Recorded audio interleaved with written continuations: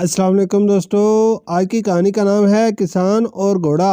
ایک کسان کے پاس ایک نہایت شاندار اور خوبصورت گھوڑا تھا جس پر وہ اپنے جانوروں کے لیے چارہ وغیرہ لایا کرتا تھا۔ جب کبھی کہیں جانا ہوتا تو وہ اسی پر سواری کر لیتا تھا۔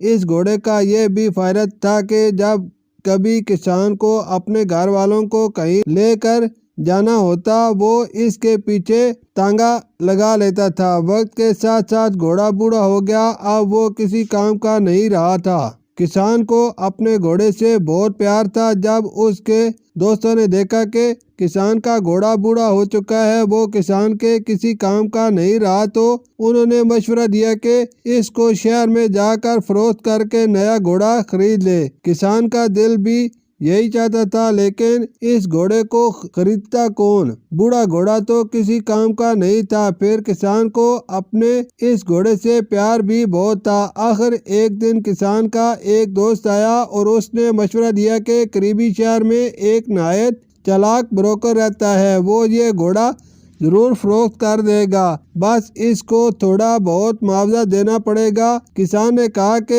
اگر یہ گھوڑا فروخت ہو گیا تو بروکر کو معاوضہ دینے میں کوئی مسئلہ نہ ہوگا۔ اگلے دن کسان نے گھوڑے کو نہلا دھلا کر تیار کیا اور اسے لے کر شہر کی جانب چل پڑا۔ شہر پہنچ کر اس نے بروکر کا پتہ معلوم کیا اور تھوڑی تقاضوں کے بعد اسے ڈھونڈ ہی لیا۔ کسان نے بروکر سے کہا، تم میرا یہ گھوڑا بیچ دو تو میں تمہیں اس کام کے معقول معاوضہ دوں گا۔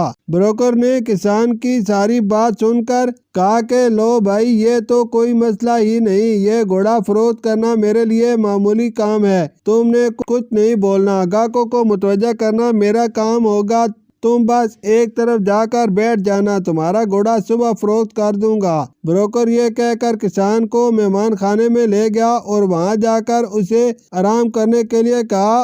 اس دوران بروکر کا ملازم کھانا بھی لے آیا۔ کسان نے کھانا کھایا اور آرام سے سو گیا۔ صبح فجر کی نماز پڑھ کر بروکر نے کسان کو ساتھ لیا اور گھوڑے کو لے کر مویشی منڈی پہنچ گیا، جہاں پر مختلف قسم کے جانور فروخت ہونے کے لیے لائے گئے تھے۔ کسان خوش تھا کہ اس کا گھوڑا بک گیا تو وہ یہیں سے ہی نیا گھوڑا خرید لے گا۔ بروکر نے کسان کے گھوڑے کو پکڑا اور آواز لگائی، لو جی، آج ایک شاہکار اور لاجواب گھوڑا لایا ہوں۔ اس گھوڑے کو خریدنے کے لیے کئی وزراء اور امراء کے دل مچلے تھے۔ یہ کوئی عام گھوڑا نہیں ہے بلکہ نہایت قیمتی گھوڑا ہے، اس پر تاریخ کی کئی کتابیں لکھی جا چکی ہیں۔ مشہور سوانح عمری میں اس گھوڑے کا ذکر موجود ہے۔ اس گھوڑے پر بیٹھ کر ہمایوں بادشاہ نے جنگ لڑی تھی اور فاتح بنا۔ اس گھوڑے پر ظہیر الدین بابر نے کئی جنگیں لڑی اور کئی علاقے فتح کیے،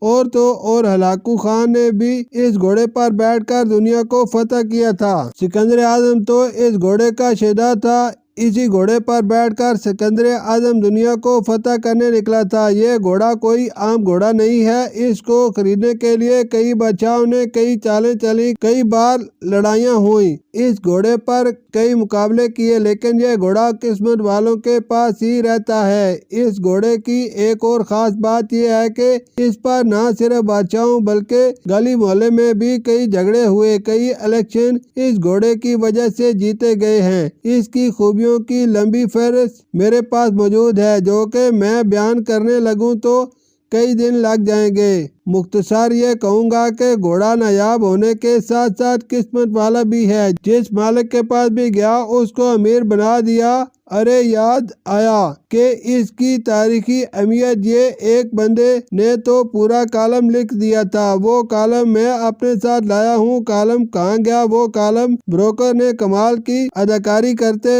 ہوئے اپنی جیبوں کو ٹٹولا اور ایک چڑمٹ سا کاغذ نکالا اور دیکھ کر پڑھنے لگا۔ اسی دوران کسان بھاگتا ہوا اس کے پاس آیا اور لوگوں کے مجمع کو بھگاتے ہوئے بولا، ارے ارے رکو، مجھے یہ گھوڑا نہیں بیچنا، مجھے اس کی تاریخی اہمیت کا اندازہ نہیں تھا، مجھے اتنا قیمتی گھوڑا بالکل نہیں بیچنا، لاؤ اس کی باگ مجھے پکڑاؤ، میں اتنا قیمتی گھوڑا کیوں فروخت کروں، ہٹو، یہ میرا قیمتی گھوڑا مجھے دے دو۔ بروکر حیرانی سے کسان کو دیکھ رہا تھا اور کسان نے آگے بڑھ کر گھوڑے کی باگ پکڑی اور اپنے گھر کی جانب روانہ ہو گیا۔ شکریہ۔